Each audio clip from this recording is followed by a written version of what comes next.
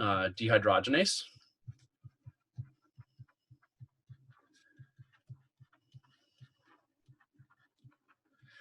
This mechanism will look really similar to what we saw earlier with the transketolase. So we're going to start with pyruvate. And remember that E1 is a TPP enzyme. So we're going to need our ylid form of the TPP.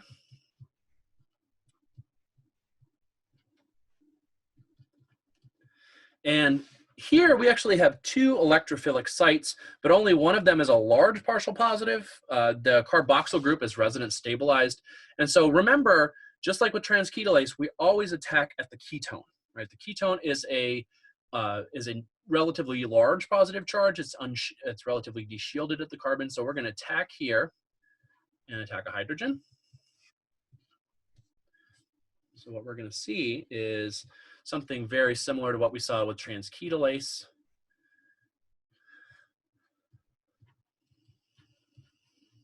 Which is also a TPP enzyme. But notice here that we're not going to be breaking off two carbons like we did with transketolase. Now what we're going to do is do something similar to what we saw with the phosphogluconate dehydrogenase, where we set up an acceptor at the beta position and allowed decarboxylation to happen. If you look here, our old carbonyl is the alpha position. And remember that TPP allows for alpha carbon-carbon cleavages.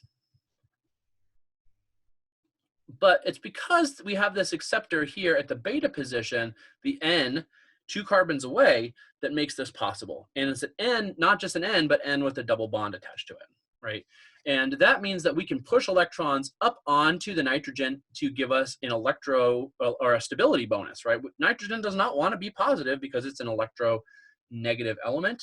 And so we want to do this push to make nitrogen happy. But in order to do that, we have to break a bond and we have to push our way through, right? So we have a 1, 2, 3 arrow push to do the decarboxylation. Remember that anytime we have a carboxyl group, it pretty much means that that carbon is spent and useless to us. We have pulled all of the energy we can out of it. We can't remove any more hydrogens. And so now we have no use for this. And we also end up with our hydroxyethyl TPP. And remember that this looks kind of like this at this point. We have a nice happy nitrogen. Yeah. But this has a resonance form.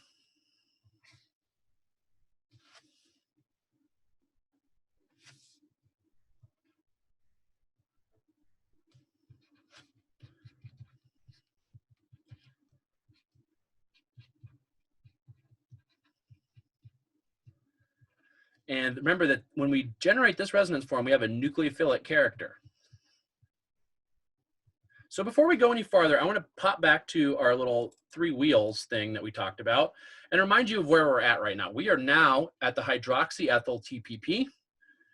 We have this little resonance form right here that we just drew out with a nucleophilic character here at the group. And so what we're going to do now is pass it off onto lipoamide. And this is where we're going to be switching from enzyme 1 to enzyme 2. Okay, so we're going to finish the E1 cycle. Right now we've gotten this far. We need to complete the cycle by making a TPP free again. And so that's what we're going to do on the next slide, or on this, to finish this up. So we need to attack our lipoamide. So it's 1, 2, 3, 4, 5, 6 SH. And not SH in this case, it's the oxidized form. There's our lipoamide. And those 2 sulfurs are relatively electronegative too. They're downstairs neighbors of oxygen. So they're relatively electronegative, a little bit bigger. So they're not quite as electronegative, but they are going to be essentially at a tug of war for that. Each one of them wants the electrons, but neither one can win because they're both equally electronegative, right? So they're stuck in this battle forever. If one of them can win though, that'll make everybody happy, right? And so what we're gonna do is give electrons from carbon over here to that sulfur, which will make it happy. And then the other one, we're going to take a hydrogen. Okay? And sulfur therefore is gonna win because we'll have this, both of them will have obtained their electrons. Okay? So we're gonna have SH, S, I'll do this in blue.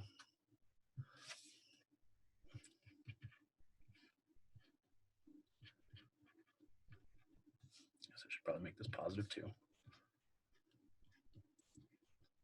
Okay, we have this kind of intermediate where we're now in a tug of war between TPP and our dihydrolipoamide. And so at this point, we just want to kick off that TPP like we always do, form a double bond, regenerate our illid TPP, back to TPP, and then we also end up with our acetyl lipoamide.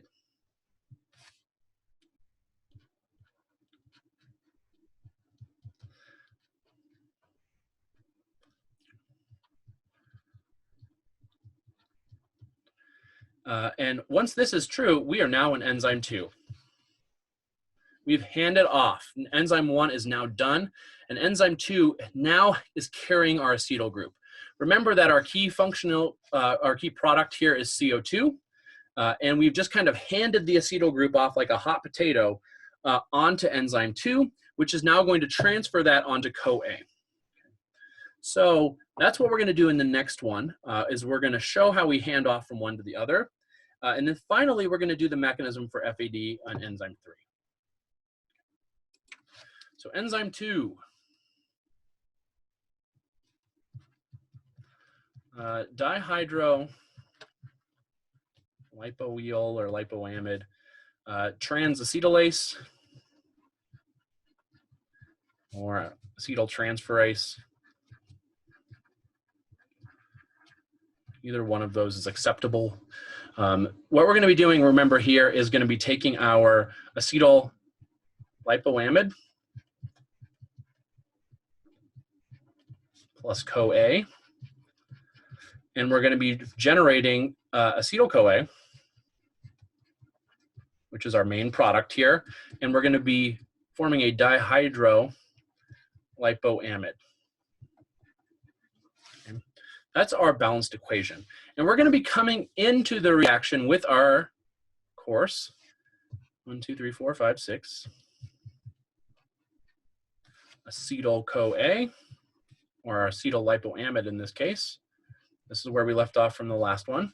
There's our acetyl in blue and our lipoamide in green. And what we're going to be doing now is going to be reacting with CoA.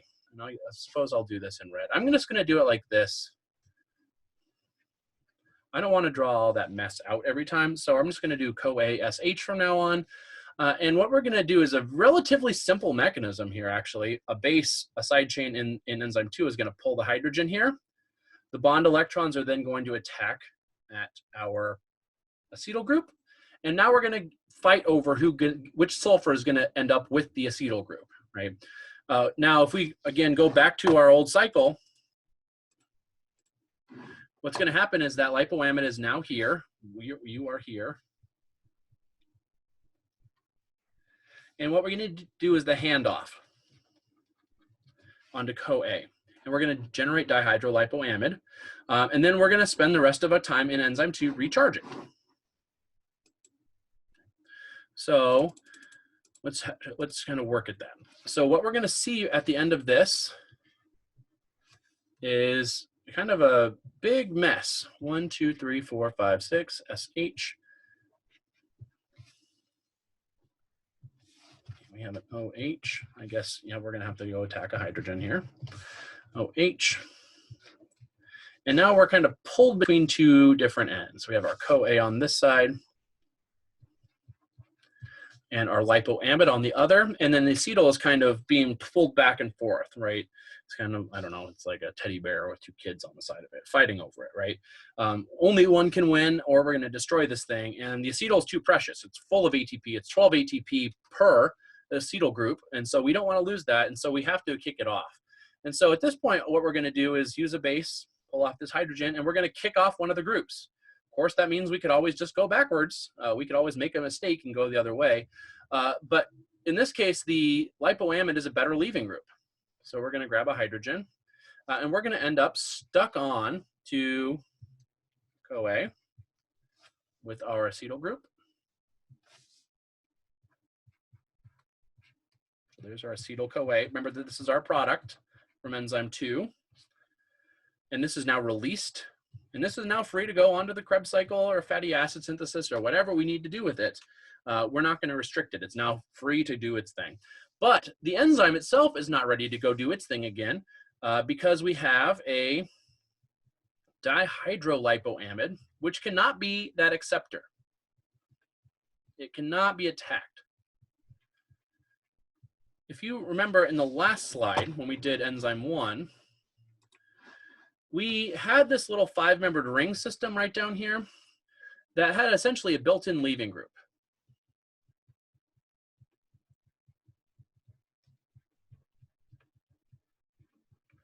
And because we could attack one end of the lipoamide, that made that the other side could become free and grab a hydrogen. We are gaining an electron pair. We are reducing it to the acetyl lipoamide. And so that means that we need to reoxidize it back to the lipoamide so we can do another round, right? And that's what enzyme 3 is going to do here. We need to be recharged.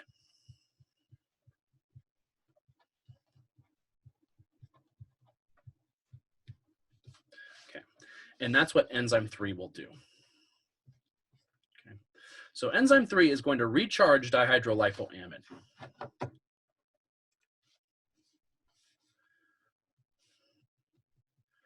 And the name of that gives it away, dihydrolipoyl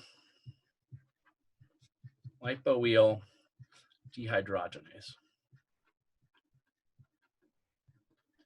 And again, what we're going to see here is our dihydrolipoamide and FAD going to, no, not the hydrogen here, we're taking that off. The hydrogens from the dihydrolipoamide have now been stuck onto the FADH2, which is the thing that's going to recharge enzyme 2. But FAD is kind of useless to us because it's always bound, right? You can make a whole bunch of money, but if it's in some sort of a trust that you could never get at, is that money worth anything to you? It's just sitting in a bank somewhere doing nothing, right? Unless I can go and spend it and buy a fancy car or buy food or whatever, it's pretty much pointless to me. The money is not useful to me, right? And so all these electrons being stuck on FAD, which are stuck inside of a protein, and then can't be really used in any way, are pointless. And so what we're going to do is do an exchange, like going to a different country and doing a foreign currency exchange. What we're going to do in the second step is take FADH2 and react that with NAD, which is a soluble and liquid type of electron carrier. It can float around. Liquid in the economic sense, not in the physical chemistry sense. And we're going to be generating our NAD as a product. Right. So the first thing we're going to do is generate the FAD, and then we're going to hand off to the NADH so that we can float around and go do something that's more flexible in terms of what it can do than FAD. Okay. And so let me just jump back to our cycle system again. Look at E3 up here. E3 has 2 cycles. Here is our step 1, and here is our step 2. Okay. So keep that in mind. Now that we've kind of looked at these mechanisms, hopefully this cycle diagram makes a little bit more sense than it did before. So let's jump back over and let's talk about the mechanism here. So we'll start with our dihydrolipoamide. And I'm going to draw out our isoaloxazine ring for FAD here. Remember that FAD has these 3 fused rings. And in the FAD form, this right-hand ring kind of alternates carbonyl nitrogen, carbonyl nitrogen, and then the R group comes off here, okay? And so this is our FAD, our oxidized form of the carrier. It has 2 double bonds, and we're gonna get rid of one of those double bonds as we push through. And what we're gonna do here is we're going to be forcing those hydrogens off of the dihydrolipoamide, and we're gonna move them with their pair of electrons onto FAD. Okay. So I'm going to do this in red. Our base from the enzyme 3 is going to be pulling a hydrogen here. Those bond electrons are then going to attack the sulfur, and then the hydrogen itself is going to get stuck onto the FAD. We're going to swing down and grab a hydrogen here. Okay. So that is a 1, 2, 3, 4, 5 electron push, a 5 arrow push to finish this out. And now we hand off, and E2 is now recharged. So let me draw out FADH2 for you. Benzene ring on one side, and H, that's the H from, I guess I'll color that. That's the H from our dihydrolipoamide. We now have a double bond on the side, and we have an H from solution down there. There's our H2, the dehydrogenase is named for. And there's our FADH2. And our lipoamide is now recharged. 1, 2, 3, 4, 5, 6. Oops, not SH. Mauser, you got to stop that.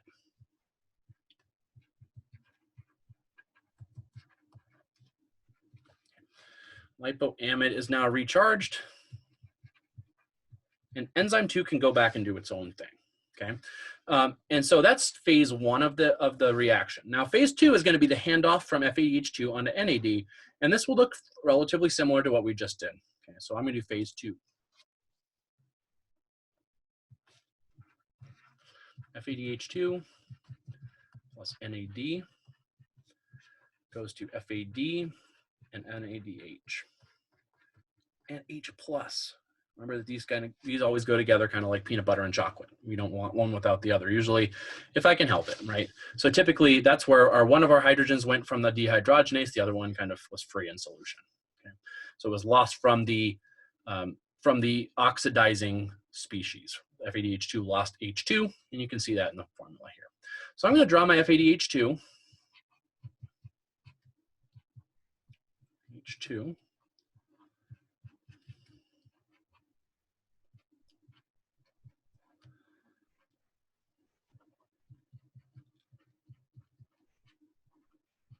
There's the other one, okay? And then I'm also going to draw my NAD.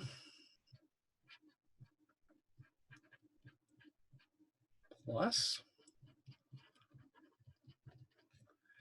and this should be an R group, shouldn't it? Mauser.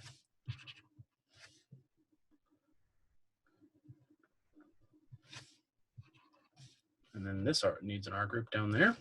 That's where we attach the nucleotide piece onto it. And what we're going to do here is we're going to be forcing off these hydrogens. And it really kind of just depends on which side we're attacking from. But on one of these 2 hydrogens, we're going to pull it off with the base.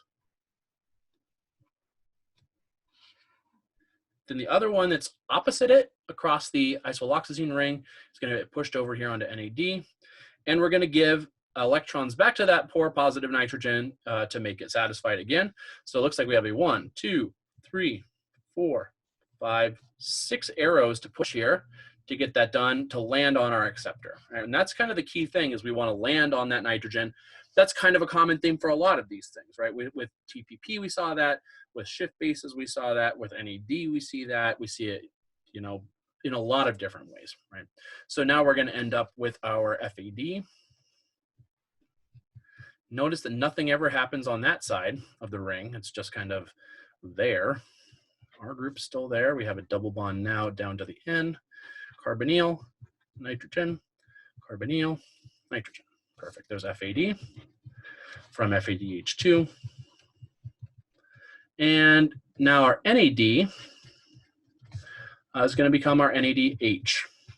And again, that becomes now a soluble carrier that can go onto the electron transport chain or go and do other kinds of jobs in the mitochondria in its own NADH pool, because mitochondria still need that. So now we generated our E3 final complex. Our final product out of E3 was NADH, right? And so overall, we've just generated an extra 3 ATP. So we're thinking about what's happened so far. Glycolysis. If we're doing this aerobically, we get 2 ATPs and 2 NADHs in the cytoplasm. So that's 8 ATP. And now we've added a pyruvate dehydrogenase complex. We've got 1 NADH per, oh, actually 2, right? 2 NADHs per glucose in the mito. So now we're at 6 more ATP out of glucose. And now we're at plus 14 per glucose at this point, right? So pyruvate dehydrogenase is not just a small contributor here. It actually helps kick in some NADHs, which are really important for the rest of this thing. We've gotten about half of the energy we're going to get, or a little bit less than half of the energy we're going to get out of glucose at this point, right? And so the rest of it is going to come from the Krebs cycle. And electron transport is really, you know, what makes the magic happen. But all these guys are generating NADHs for the electron transport chain to kick in. We'll talk more about Krebs in the next video, but in the next one, actually, we're going to talk about how to control this, because we don't always need to be feeding the cycle, and sometimes we need to stop running Krebs cycle under different conditions. So we'll talk about that here next.